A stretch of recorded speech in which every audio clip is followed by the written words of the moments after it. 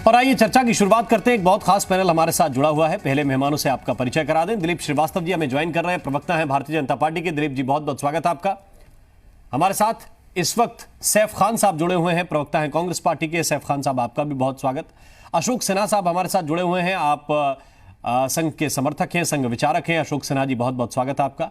स्वामी जितेंद्रानंद सरस्वती महाराज हमारे साथ जुड़े हुए हैं, आप महामंत्री हैं अखिल भारतीय संत समिति की। बहुत बहुत स्वागत स्वामी जितेंद्रानंद जी आपका भी। और अनुराग भदौरिया भी हमें ज्वाइन कर रहे हैं, प्रवक्ता हैं समाजवादी पार्टी के। अनुराग जी आपका भी बहुत बहुत स्वागत। साथ ही चौधरी इजहार बबलू साहब इस वक्त हमारे साथ जुड़े हुए हैं, आप AIMIM के नेता हैं। चौधरी इजहार बबलू साहब, प्रश्न पहला आपसे ही है। एक याचिका कोर्ट में गई, कोर्ट ने उस पर केंद्र सरकार का पक्ष मांगा, पूछा कि आप इस पर क्या सोचते हैं। उससे पहले ही इतनी बेचैनी ओवैसी साहब के अंदर, कोई खास वजह? जिस तरीके के एक ट्वीट करके बयान दिया है वो बिल्कुल सही है, उसमें कहीं कोई गलत नहीं है। बिल्कुल सही कहा, जो भी ओवैसी साहब ने कहा वो ठीक कहा भी। नहीं, क्या ठीक कहा? मैं यही तो जानना चाह रहा हूं कि अभी इतना अकुलाहट किस बात की? अभी ना कोई डिसीजन आया, ना डिसीजन की नौबत आई, अभी तो शुरुआत है। ऐसा है, देखिए जी, बैरिस्टर साहब एक सुलझे हुए सूझबूझ वाले आदमी हैं, बैरिस्टर हैं, समझदार हैं, बहुत समझदारी के साथ जो भी बात करते हैं कानून के दायरे में, कानून को समझते हुए अपनी बात रखते हैं। वही बात जो भी उन्होंने ट्वीट किया है वो कानून के दायरे में, कानून को समझते हुए किया है। ठीक। अशोक सिन्हा जी, लेकिन कानून के जानकार हैं, इसलिए प्रश्न गंभीर हो जाता है कि कोई अपने संवैधानिक और कानूनी अधिकारों का इस्तेमाल करता है, तब भी यह लगता है कि ये हिंदुत्व के ठेकेदार हैं।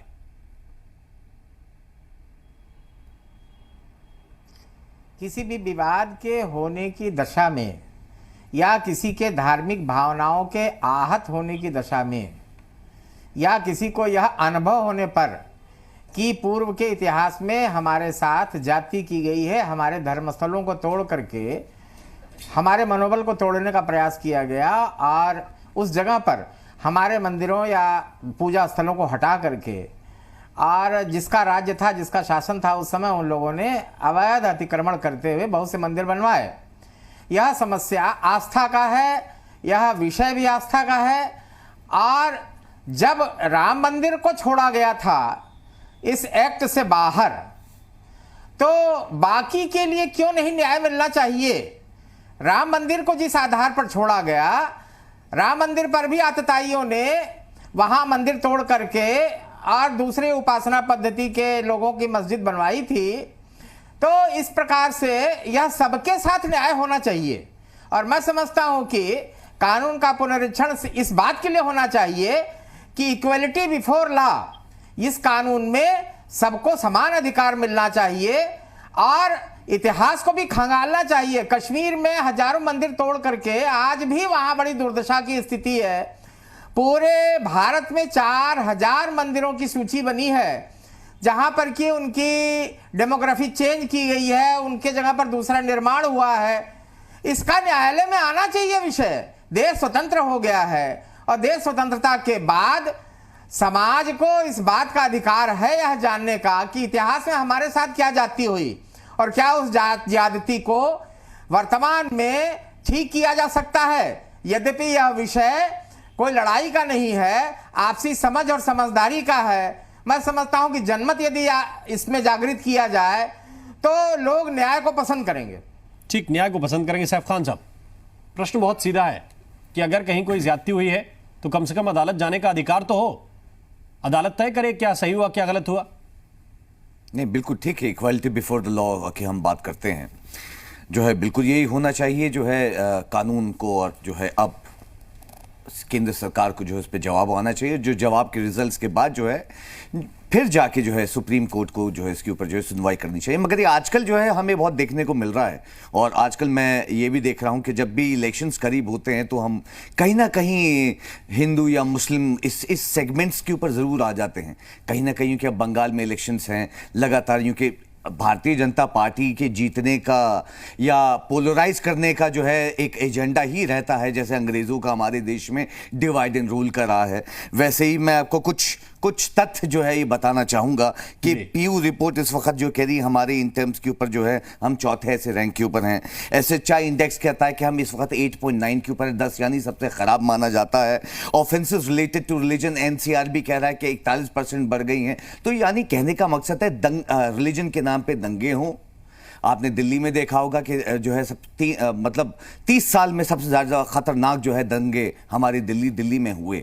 दंगे करवाने वाले कौन थे, किनको Y+ सिक्योरिटी दी गई, उसको उसके ऊपर भी अगर आगे चल के बात करूंगा कि जिन जज साहब ने ये उन पे एक्शन उठाना चाहते थे उनको रातों रात जो है वो ट्रांसफर कर दिया गया। तो बहरहाल जो है कहने का मकसद यही है कि रिलीजन की हम बात करते हैं और ये भारतीय जनता पार्टी की स्पेसिफिकली बात कर रहे हैं कि जब ये इलेक्शंस करीब आते हैं तो जरूर जो है हिंदू या मुस्लिम या ऐसी कोई भी चीज जो रिलेटेड जो है सामने आने लगती हैं। यूं के आप पोलराइज करने का जो एक एजेंडा लेके हमेशा से चलते हैं और जिसमें आज तक देश की डेवलपमेंट में तो कोई भागीदारी भारतीय जनता पार्टी की रही नहीं, सिवाय जो है लोगों को जो है अलग अलग करने के लिए। तो मुझे लगता है कि अब जो भी जवाब केंद्र की तरफ से आता है और जो भी सुप्रीम कोर्ट उसके ऊपर फैसला लेता है वो सबको एक्सेप्ट होना चाहिए और हमने हमेशा किया। मगर ये एक्ट जो पहले से बना था, अगर हम इसके ऊपर फोकस करें, वो इसलिए बना था कि हमारे देश में ऑफेंसेस रिलेटेड यानी दंगे ना हो किसी धर्म को लेके जो है। मगर आजकल जो है जब से भारतीय जनता पार्टी आती है, ऑफेंसेस रिलेटेड रिलीजन या 2017 की बात करूं 822 कम्युनल वॉयलेंसेस रिकॉर्ड की गई थी पार्लियामेंट में। तो यह है सच्चाई वाली बात जो है। आज ये वही पार्टी है जो कहती है भाई गाय हमारी जो है माता है, उसके बाद जो है ये बीफ केरला में वो करती। तो कहने का मकसद एक तरफा कुछ और इनके जो भाव और दिखावे रहते हैं और पीछे कुछ और रहता है। क्या पोलराइज करने का तरीका है ये कि केंद्र में माफ कीजिएगा सुप्रीम कोर्ट में याचिका लगाइए और फिर इसके बाद वोटों का ध्रुवीकरण कीजिए। सैफ खान साहब कह रहे हैं कि चुनाव चल रहे हैं और जो एडवोकेट हैं उपाध्याय जी वो आपकी पार्टी के नेता हैं।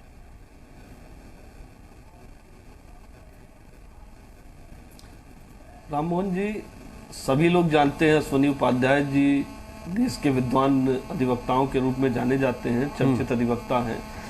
और वो जो भारत के संविधान में जो अनुच्छेद दिए गए हैं और जो असमताएं हुई हैं, उनका अधिकार है, उन्होंने याचिका दाखिल की। लेकिन जहां तक आप पूरे इतिहास को, बड़ी लंबी चौड़ी बातें सैफ अली जी कर रहे थे, ये बातें अगर राहुल जी को बताते तो शायद G23 के जो असंतुष्ट नेता हैं उनके अंतरात्मा की आवाज ये सुनते। कपिल सिब्बल से लेके गुलाम नबी आजाद, जो अंतर्द्वंद चल रहा है ये इनका आंतरिक मामला है। लेकिन जो अंतर्द्वंद के साथ ही जो इन्होंने देश में जितने दंगे हुए हैं उसमें ये काला इतिहास और ये देश के सारा आमजन साक्षी है कि उन दंगों में सर्वाधिक भूमिका, सिख दंगा हो या अन्य दंगे हो, कांग्रेस के नेताओं की रही है। कांग्रेस इज इक्वल टू दंगा, कांग्रेस इज इक्वल टू तुष्टीकरण का उत्पत्ति कारक। कांग्रेस ने तुष्टीकरण की जो उत्पत्ति की और उत्पत्ति करने के साथ जो देश में सांप्रदायिकता को आग में झोंकते हुए जो दंगे कराए, ये कांग्रेस की देन रही है। कांग्रेस ने सदैव देश में संविधान की धज्जियां उड़ाना हो, आपातकाल, ये सब इनका काला इतिहास रहा है। सैफ अली खान जी अगर ये सब चीजें देखते तो शायद ये सब चीजें ना बोलते और उनकी अंतरात्मा की आवाज के कारण वो चुप्पी साध लेते, जैसे मनमोहन सिंह जी चुप्पी साध लेते थे। खैर, इसके साथ ही भारत के संविधान के अंतर्गत सर्वोच्च न्यायालय है। सर्वोच्च न्यायालय में कोई भी बात आती है उसमें एक उन बातों के अनुरूप गृह विभाग के द्वारा कोई चीज जारी होती है और उसी के परिपाटी में बहस होगी। आगे कुछ चीजें सामने आएंगी, भारत के संविधान के अनुच्छेदों के अंतर्गत बहस होगी। उसी बहस के साथ ही कोई निर्णय आएगा, उस निर्णय का अनुपालन सबको करना चाहिए। लेकिन ये जब इनके पास तुष्टीकरण की बात आती है तो ये तुष्टीकरण में इतने ज्यादा आगे बढ़ जाते हैं कि शाहबानों से लेकर सायरा बानों तक लड़ाई लड़नी पड़ती है। भदौरिया जी के पास में सर्वोच्च न्यायालय का आदेश आने के बीजेपी के लोग कह रहे हैं कि सर्वोच्च न्यायालय का जब आदेश राम मंदिर के पक्ष में आता है, मैं फिर आता हूं आपके पास, उसमें ये बैक हो जाते। देखिए, फिर आपकी बात का उत्तर वो देंगे, समय लग जाएगा उसमें। अनुराग भदौरिया जी के पास में चलता हूं। भदौरिया जी कह रहे हैं कि कांग्रेस वाले तो तुष्टीकरण करते आए हैं, अब अगर कानूनी अधिकारों का इस्तेमाल कोई व्यक्ति कर रहा है, भले वो बीजेपी के नेता ही क्यों ना हो, तो उनको कानून सम्मत जवाब मिलेंगे सुप्रीम कोर्ट से। देखिए, ये बात बिल्कुल सही है कि अभी हिंदुस्तान की जो मूल समस्याएं हैं उससे हिंदुस्तान बुरी तरह जूझ रहा है। और चूंकि भारतीय जनता पार्टी को एहसास हो गया है कि अब वो जनता में अपना विश्वास खो रही है, क्योंकि हम लोग तो न्यायपालिका और संविधान में विश्वास करने वाले लोग हैं, जो न्यायपालिका कहती है हम मानते हैं। लेकिन भारतीय जनता पार्टी क्या कर रही है? मुद्दों को भटकाने की कोशिश कर रही है। समाज के असली मुद्दों पे चर्चा नहीं करना चाहती वो। यहाँ किसान उनके लिए मुद्दा नहीं बचा, किसान की मौत हो रही है वो भी उनके लिए मुद्दा नहीं बचा, बेरोजगारी से लोग आत्महत्या कर रहे हैं वो भी मुद्दा उनके लिए नहीं है, कि हमारी गाय माता सड़कों पे घूम रही है वो भी उनके लिए मुद्दा नहीं है। यहाँ पे महिलाओं पे अत्याचार होता चला जा रहा है, पार्ट 1 पार्ट 2 जैसी घटनाएं हाथरस उन्नाव जैसी हो रहे हैं वो उनके लिए मुद्दा नहीं है। सोचिए आप, ये देश के अंदर में डीजल पेट्रोल इतना महंगा हो गया वो मुद्दा नहीं है, लेकिन वो जाति धर्म के मुद्दों को हाईलाइट करते रहते हैं, क्योंकि उनको पता है इसके अलावा उन्होंने कोई विकास ही नहीं किया। एक ही विकास किया है कि समाज को कैसे नफरत की आग में झोंको, नफरत की आग में समाज को ले जाओ, उसके बाद उस पर रोटी सेकने की बात करो। हम कहते हैं कि भाई भारतीय जनता पार्टी, ये बताइए आपके अंदर में समाज की जो मूल मुद्दे उसमें चर्चा क्यों नहीं करना चाहती? क्यों नहीं आप कहते हैं कि आप तो बड़े सिलेंडर और लेके आपने देखा वो रोड पे घूमा करती थी स्मिता रानी जी, आज क्यों नहीं घूम रही है भैया? आज क्यों नहीं 100 के पार डीजल 91 रुपीज हो गया और 100 के पार भी कई जगह चला गया पेट्रोल, फिर भी उसके बाद कोई सरकार की तरफ से किसी तरह की कोई चर्चा नहीं होती है? मैं यहाँ पे लगातार बेरोजगारी से आत्महत्या हो रही है। किसान हमारा अन्नदाता है, जिसके बेटे फौज में भी है, पुलिस में भी है, लगातार 3 महीने से ज्यादा हो गया, ठंड पूरी पार कर दी उन्होंने ठिठुर के, अब गर्मी आ गई, गर्मी में भी बैठा है, और लेकिन सरकार इस पे चर्चा नहीं करना चाहती। कहती है हम एक फोन की दूरी पे हैं, एक फोन की दूरी पे है तो भैया फोन मिला लो, बात कर लो, या गाड़ी उठा के चले जाओ, उनसे बात करो, समस्या का समाधान कर दो। उस पर चर्चा नहीं करना चाहते। चर्चा किस पे करना चाहेंगे? क्योंकि उनको पता है अभी चुनाव आ गए हैं 5 राज्यों में और उनको लग रहा है कि मेरी हार तय हो चुकी है, तो फिर नया का एक जुमला, नया का मुद्दा उठा के लाते हैं। मैं तो देश की जनता से कहूंगा, उत्तर प्रदेश की जनता से कहूंगा कि भारतीय जनता पार्टी धोखेबाज पार्टी है, ये आपको धोखा दे रही है, जनता की भावनाओं से खेल रही है। आस्था, हमारा धर्म आस्था का विषय है, ये उसको राजनीतिक विषय बनाना चाहती है। जो पार्टी इसको राजनीतिक विषय बना रही है उसको उखाड़ के फेंको हिंदुस्तान से। अगर हिंदुस्तान में राष्ट्र निर्माण करना है तो आपको भारतीय जनता पार्टी को हटाना पड़ेगा। भारतीय जनता पार्टी राष्ट्र निर्माण की बात नहीं कर रही है, वो राजनीतिक रूप से आप हटाइए, निर्माण की बात, वो राजनीतिक रूप से आप हटाइए। आप लोग विपक्ष के लोग हैं, जो आपको करना है वो कीजिए और जनता से आप समर्थन अपने लिए मांगे। मेरा सवाल यह है कि क्यों आपके लिए कृष्ण जन्मभूमि मुद्दा नहीं है, क्यों आपके लिए बनारस का मंदिर मुद्दा नहीं है?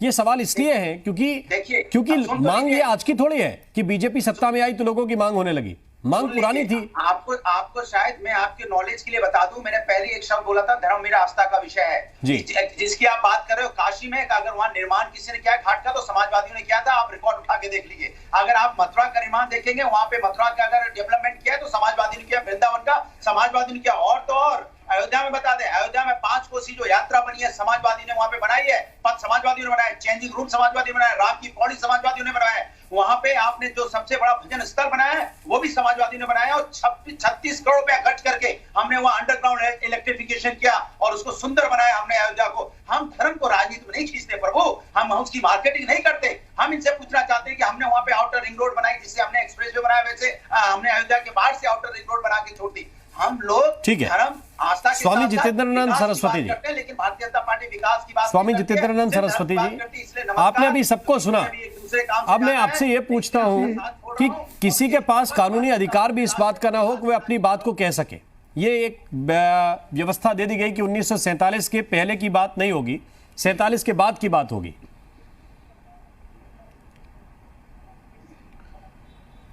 अगर इस तरीके की अवैधानिक व्यवस्थाएं पहले भी इतिहास साक्षी है, 2014-15 में जब संसद में पारित एक कानून NJAC national judicial appointment committee के लिए जो कानून बना था, उसे सुप्रीम कोर्ट ने खारिज किया था, यह कहते हुए कि ये गैर वैधानिक है। हम उसी के आलोक में देखें कि सारे हिंदूवादी नेताओं को जेल के अंदर डाल के इस देश के ही नहीं दुनिया के सबसे बड़े हिंदू संगठन राष्ट्रीय स्वयंसेवक संघ और उसके विविध क्षेत्र पे प्रतिबंध लगा के कि 1947 को आधार मान के राम जन्मभूमि के अतिरिक्त आप कृष्ण जन्मभूमि, काशी विश्वनाथ और देश के 3000 प्रमाणिक मंदिर जिनको मुगलों ने तोड़ा, इस पर आप बात नहीं करेंगे और इसके लिए एक कानून बना दिया। तो यह कानून रद्द हो, इसका अधिकार उसी सुप्रीम कोर्ट में कि जैसे आपने NAJC को रद्द किया है, उसी प्रकार आप 91 के स्पेशल प्रोविजन वर्शिप एक्ट को रद्द करिए। आपने पार्लियामेंट के कानून को पहले भी रद्द किया है। पार्लियामेंट के कानून को रद्द करिए, ये भारत के नागरिक के नाते हमारा अधिकार है। दूसरा एक प्रश्न पूछूं, अगर 47 के पहले 47 के बाद, तो 47 के पहले हम अंग्रेजों के गुलाम थे, तो क्या हम उसे यथास्थिति में जाना पसंद करेंगे? क्या स्वाभिमान की चीज है? और हमारा जो अपमान हुआ है 400-500 वर्षों के मुगल शासन काल में, जो हमारे मठ मंदिर टूटे, जो हमारा अपमान हुआ है, उस अपमान की क्षतिपूर्ति हम नहीं करेंगे क्या? और जो लोग यहाँ बैठ करके यह कह रहे हैं कि यह देश हिंदू मुसलमानों ने एक साथ लड़े थे, मुसलमानों ने इसकी पूरी कीमत वसूली है, पाकिस्तान और बांग्लादेश ऐसे ही नहीं बन गया है। 10 लाख हिंदुओं की हत्या, 4 लाख हिंदू मां बहनों के बलात्कार की कीमत पर पाकिस्तान खड़ा है, इसलिए पूरी कीमत उन्होंने वसूल ली है। वो अलग हुए हैं और इसी शर्त पे अलग हुए थे कि हम अलग रहेंगे तो हिंदू चैन से जी सकेगा। और आज जब हमारे चैन से जीने की, धार्मिक स्वतंत्रता की, संवैधानिक इक्वलिटी की, इक्विटी की, गंभीरता की जब भी बात आई है, तो ये लोग कहने लगे कि हमारी नीयत खराब है, हम काशी विश्वनाथ चाहते हैं, हम कृष्ण जन्मभूमि मथुरा चाहते हैं, हम काशी में अपना माधव का धरारा चाहते हैं, हम यहाँ पर कीर्तिवासेश्वर महादेव का मंदिर चाहते हैं। हाई कोर्ट के फैसले के बाद भी हम लाट भैरव की अपनी जमीन नहीं घेरवा पा रहे। और मैं अनुराग भदौरिया जी से बड़ी विनम्रता पूर्वक कहूंगा कि कब्रिस्तानों की जमीन गिरवाने का धंधा करिए, हिंदू की बात तो कम से कम मत करिए। आप जैसे लोग गंदे लोगों के हाथ रामलला के भक्तों से, राम के कारसेवकों के खून से रंगे हुए हैं, और इसकी सजा परमात्मा आपको दे रहा है और भी देगा। ये हम जैसे संतों का श्राप है, हमने अपने हाथों से उन लाशों को उठाया है, इसलिए हमारे मन में आप जैसों के लिए बद्दुआ के सिवा कुछ नहीं है। हम भारत के संविधान के अंतर्गत, धर्म स्वतंत्रता के अधिकार के अंतर्गत, उस संवैधानिक व्यवस्था में हमने सुप्रीम कोर्ट का रास्ता खटखटाया है। आपको नियति पे शक होगा, मुझे न सुप्रीम कोर्ट की नियति पे शक है, न सरकार की नियति पे शक है। मुझे शक है तो आप जैसे पापियों के, कि मुलायम सिंह यादव की 89 में जब सरकार बनी, तो इसी मोहम्मद आजम खान ने ज्ञानवापी मस्जिद के अंदर बिना कोर्ट के आदेश के जबरदस्ती एसडीएम को कह करके उस मस्जिद में चूना पुचारा कराने का आदेश करवाया है। क्या बात करते हो आप लोग चैनलों पर बैठ करके, और कहते हो धर्म के आधार पर नहीं, धर्म के आधार पे सारे पाप और धंधे आपने किए हैं। ठीक है, कौन सी मैं जवाब लूंगा विपक्ष के लोगों से। मथुरा पे एक छोटा सा ब्रेक ले रहे हैं आप, पुनर्निर्माण। स्वामी जी एक छोटा सा ब्रेक ले रहे हैं, ब्रेक के बाद लौट के आएंगे। सवाल इसी बात का है कि सब कुछ संविधान के दायरे में, अगर सुप्रीम कोर्ट गए हैं तो वहां भी तर्क वितर्क ही होंगे, सरकार भी अपना पक्ष रखेगी। किन परिस्थितियों में 91 में एक्ट बनाया गया था, क्या वाकई राज्य के विषयों में ये हस्तक्षेप करता है, किसी के मौलिक अधिकारों में ये हस्तक्षेप करता है, दखल देता है, इन सब पे चर्चा होगी और इसके बाद ही सुप्रीम कोर्ट चीजों को तय करेगा। छोटे से ब्रेक के बाद तुरंत इजहार बबलू साहब, मैं आपके पास आना चाहता हूं और आपसे यही सवाल मैं पूछना चाहता हूं कि कोई भी कहीं भी गड़बड़ी हुई होगी, कहीं भी होती है, आपको अदालत जाने का अधिकार तो है। एक ऐसा कानून जो अदालत जाने का अधिकार नहीं देता, किसी को रोक देता है कि इस मामले में सुनवाई नहीं हो सकती क्योंकि 1947 से पुराना मामला है, तो ऐसे कानून को अगर संवैधानिक रूप से अदालत में चैलेंज किया जा रहा है तो इसमें डर की क्या बात है? ऐसा है, देखिए सर, कुछ लोग चुनाव के टाइम पे इस तरीके का माहौल पैदा कर देते हैं कि ताकि जनता का ध्यान इस ओर से हटके कोर्ट की तरफ और इन मामलों की तरफ चले जाए। जो ध्यान दिलाना जनता का चाहिए विकास की तरफ, आज जो देश की हालात, कानून व्यवस्था पूरी तरीके से चौपट है, आज बहु बेटियों की इज्जत सुरक्षित नहीं है। आज जिस तरीके के भारतीय जनता पार्टी के अंदर आप देख रहे हैं, सरकारों के अंदर किस तरीके से रेप, लूट, बलात्कार, हत्याएं हो रही है, जनता का कोई विकास नहीं हो रहा, भेदभाव की राजनीति, भेदभाव से भारतीय जनता पार्टी की सरकार चल रही है, जनता पूरी तरीके से बेहाल है उस मुद्दे पे कोई बात नहीं की जा रही। जिस तरीके से जनता का उत्पीड़न हो रहा है, चाहे वो बिजली विभाग के नाम पे हो, चाहे वो पुलिस के नाम पे हो, चाहे किसी भी नाम पे हो, भारतीय जनता पार्टी के अंदर जो हालात है वो सारी जनता देख रही है। अभी आपने देखा किसान किस तरीके से सड़क पे आकर के किस तरीके से गिड़गिड़ा रहा था, एक काला कानून ला करके किसान को सड़क पे आकर के मजबूर होना पड़ा। उस मुद्दे की बात तो कोई नहीं, भारतीय जनता पार्टी नहीं लग रही है, कर रहे हैं। ये इस पे आप नए मामले ये जो नाट्य जो लगातार लोग करते हैं इसके बारे में आप बताइए। जी जी क्या कह रहे, बोलिए सर। बीजेपी के प्रवक्ता दिलीप जी पूछ रहे हैं कि ये डरने डराने की बातें क्यों कर रहे हो वैसे? जमीनें कब्जा की, उस पे बुलडोजर योगी जी चलाते हैं तो दर्द आपको होने लगता है। उसके मजहब के आधार पे आप उसको जोड़ते हुए आप मजहबी जामा पहनाने का काम करते हैं। तो ये तुष्टीकरण की जो नीति है, ये सांप्रदायिकता फैलाने का काम करती है। तो ये तो आप जैसे नेताओं के कारण होती है और आपके नेता के कारण होती है। नहीं, सांप्रदायिकता फैलाने का काम कौन कर रहा है? सांप्रदायिकता सीधा सीधा भारतीय जनता पार्टी फैला रही है। सांप्रदायिकता तो भारतीय जनता पार्टी आप लोग करते हैं। जब अपराधी पकड़ा जाता है, जब अपराधी पकड़ा जाता है, जब आतंकवादी पकड़ा जाता है, उसको एक मजहब से विशेष से जोड़ते हुए और फिर आप तुष्टीकरण की आतंकवादी का गंदा खेल करने का काम करते हैं। हमारे वैसी करते क्या है, हर जगह उनका डर व डराने का खेल, डर और डराने का खेल, एक संप्रदाय विशेष में डराने का खेल भी और डर का भी, खौफ भी भारतीय जनता पार्टी का दिखाने का।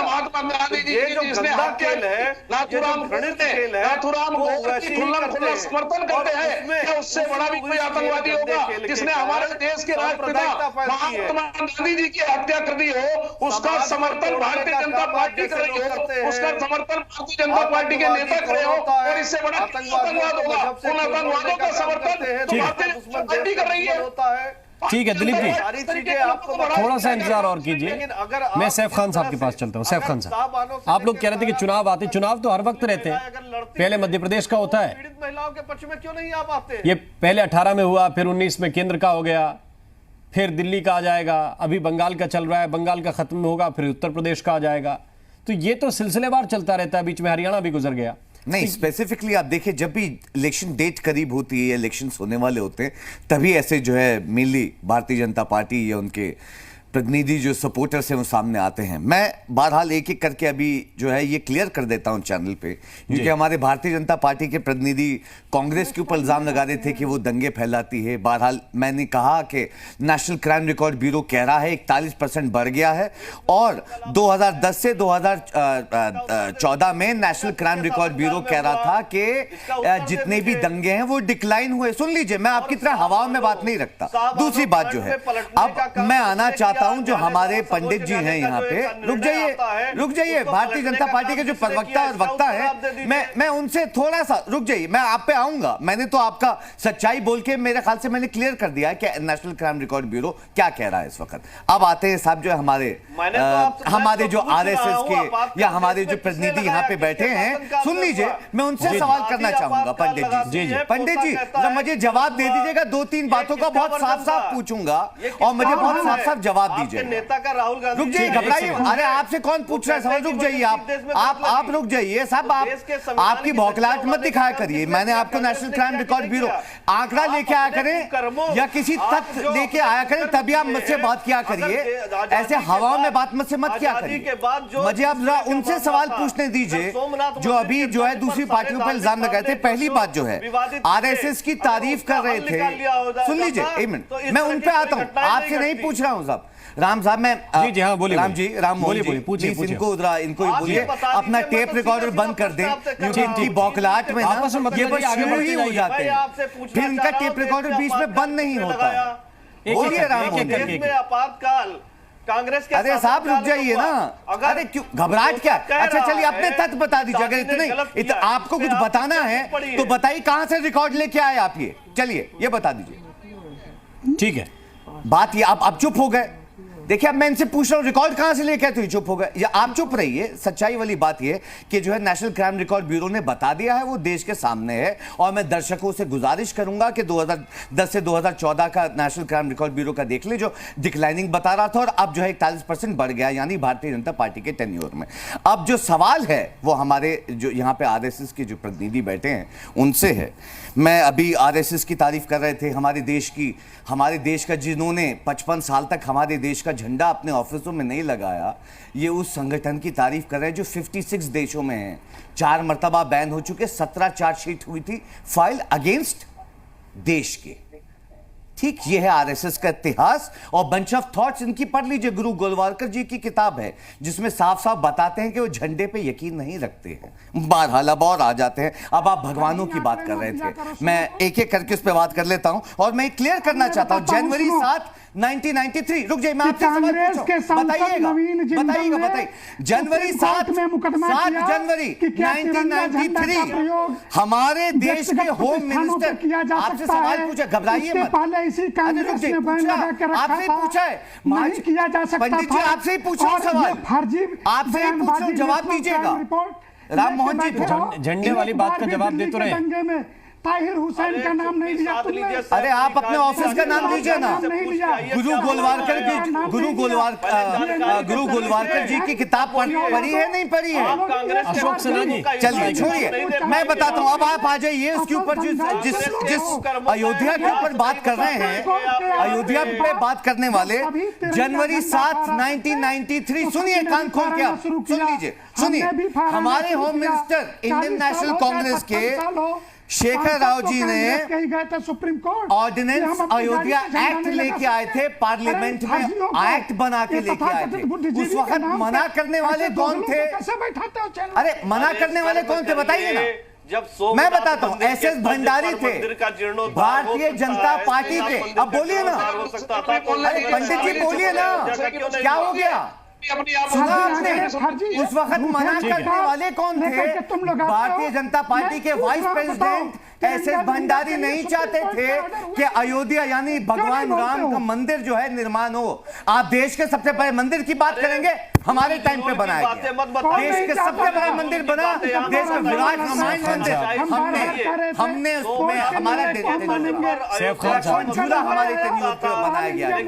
135 फीट की मूर्ति जो है भगवान हनुमान जी की, जो है आंध्र प्रदेश में हम लोग ने स्थापना की। 200 से ज्यादा मंदिरों में इंडियन नेशनल कांग्रेस स्थापना। आज आप बात कर रहे हैं, मैं पूछता हूं, आज आपने मोदी जी को बोला जो गणेश भगवान जी को प्लास्टिक सर्जरी का एग्जाम्पल बोलते हैं, क्या आपने योगी जी को बोला कि भगवान हनुमान जी को एक वर्ग और एक जाति के साथ जोड़ते हैं? क्या आपने पूछा दिल्ली में रामलीला मैदान में भगवान राम का नाम हटाने के लिए भारतीय जनता पार्टी ऑर्डिनेंस लेके आई थी? क्या आपने ये पूछा कि आप जो है जब गाय को गाय माता बोलते हैं तो अपने राज्यों में उसका गोश्त जो है आप कैसे परोस सकते हैं? क्या आपने बोला, आपने पूछा उत्तर प्रदेश सरकार से कि 182 मंदिर तुड़वाने के लिए अयोध्या में इस भारतीय जनता पार्टी ने आदेश दिए हैं कि 182 मंदिर तोड़ दिए जाएं, डिमोलिश कर दिए जाएं। झूठे फर्जी आंकड़े हैं,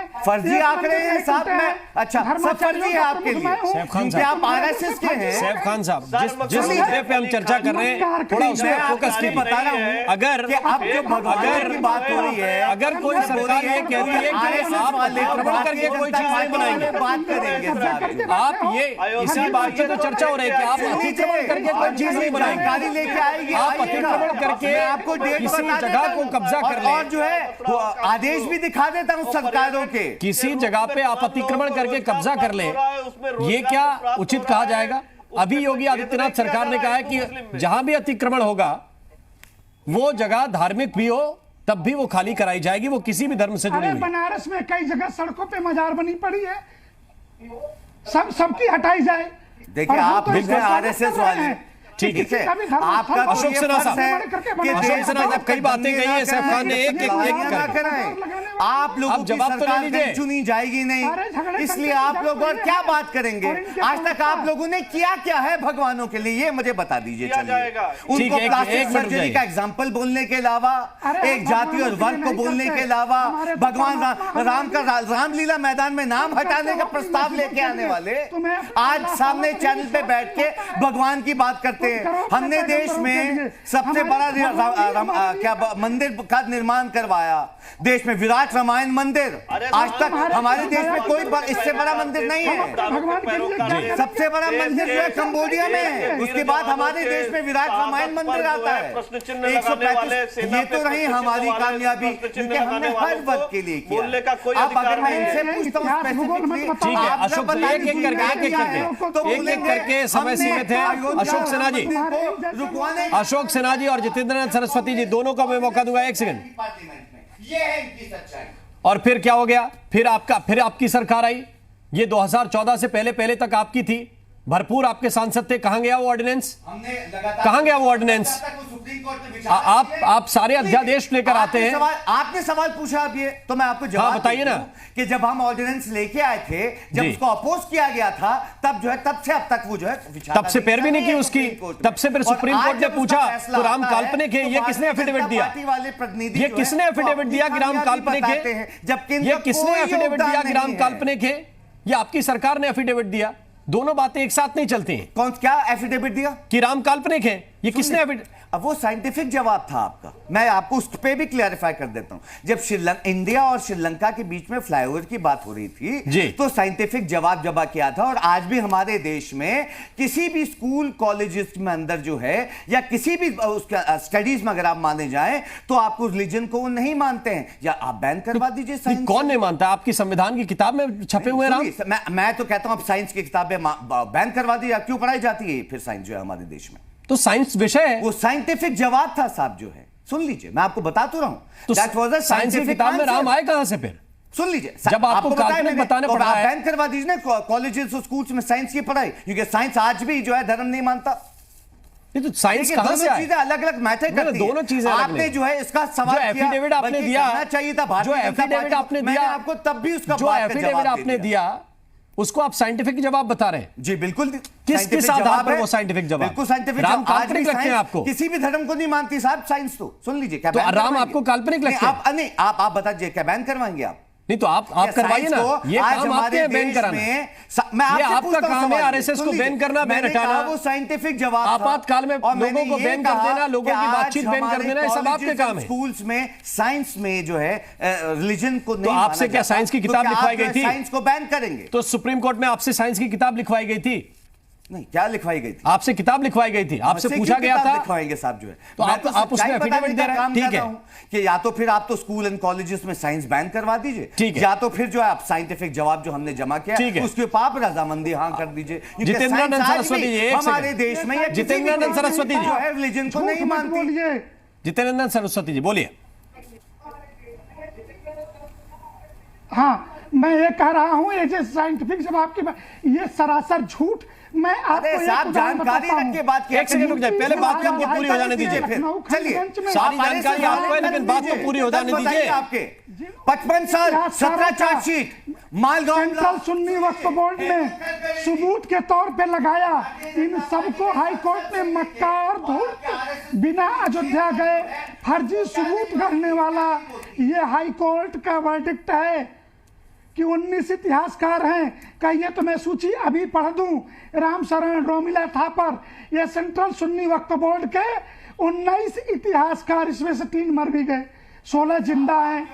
और इनके बारे में हाई कोर्ट का कथन है कि श्री राम जन्मभूमि के संबंध में सेंट्रल सुन्नी वक्फ बोर्ड की तरफ से ये फर्जी इतिहासकार जो कभी अयोध्या नहीं गए और इन्होंने फर्जी सबूत गढ़े कि भगवान राम का जन्म अयोध्या में नहीं एक एक हुआ। करके एक एक करके ये सेफ झूठ है और मक्कार। एक समय में एक ही व्यक्ति बोलेगा। जब तक जो है साइंटिफिक बात फोकस ना बताते कराया हैं, जाए, उठा के हाई कोर्ट का फैसला वोट तो पढ़ो। किसी काम पे मिले नहीं, आज तक आलोचना करने पे ही मिले हैं राम मोहन जी।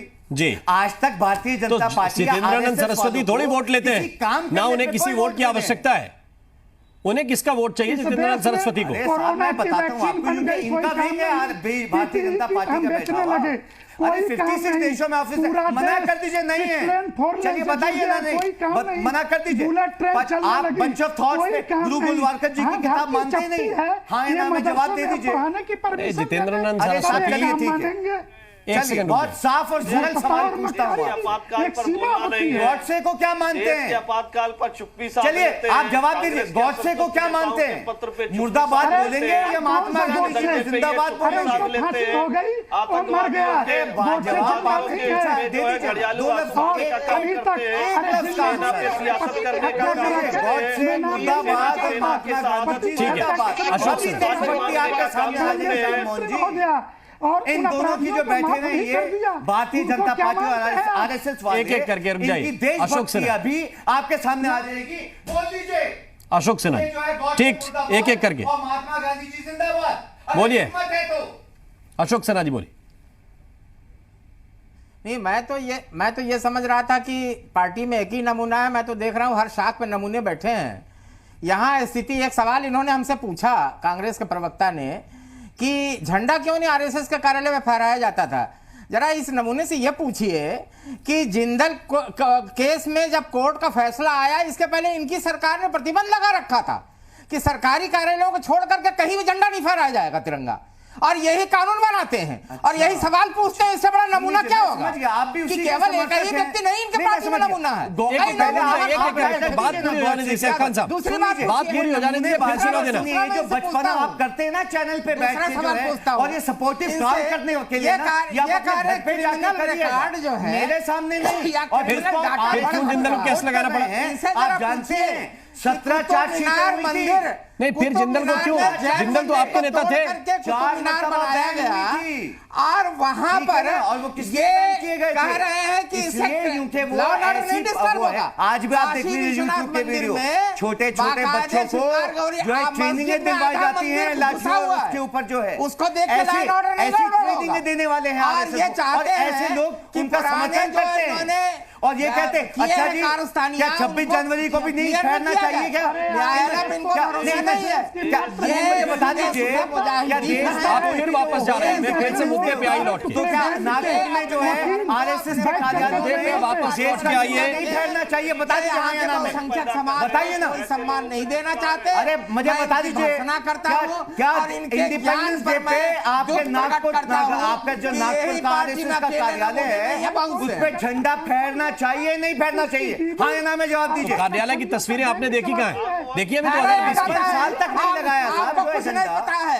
2020 की मैंने तस्वीरें कहा नहीं देखी पार्टी आपने। के मैं आपको बहुत बोलता बड़े हूँ, नमूने हो, इनके जो गुरु अपनी गोलवालकर शाख पे अभी आपने बैठे 20 की होंगे। तस्वीरें देखी है कि नहीं आप देखी? साहब बताते हैं 19 की इसमें तस्वीरें देखी है कि नहीं देखी? नहीं मानते। उसके पश्चात संघ के ये कार्यालयों में इनकी- बराबर झंडे फहराए जाते हैं। हम अच्छा, संघ के झंडे फहराए जाते संघ के हैं। लोग तिरंगे का उतना ही सम्मान करते हैं जितना अपने भगवत ध्वज का करते हैं। अच्छा और गुरु गोलवालकर जी का नमूना मत बनिए। अच्छा ठीक है। गुरु गोलवालकर अब सवाल इस बात का है, अब सवाल इस बात का है जितेंद्र सरस्वती जी, मैं वापस आपके पास आता हूं कि आखिर क्यों नहीं अधिकार दिया जाए? अपने मौलानाओं के बारे में चिंता करो, हिंदू धर्माचार्यों के बारे में नहीं। आखिर क्यों नहीं अधिकार दिया जाए इस मत बात का? बताइए। जो भगवान गणेश भगवान जी को प्लास्टिक सर्जरी का एग्जाम्पल अपने बोलते हैं मर्यादा वो हमें में चैनल पे सीखो। बैठ के ये जो है भाषण देंगे।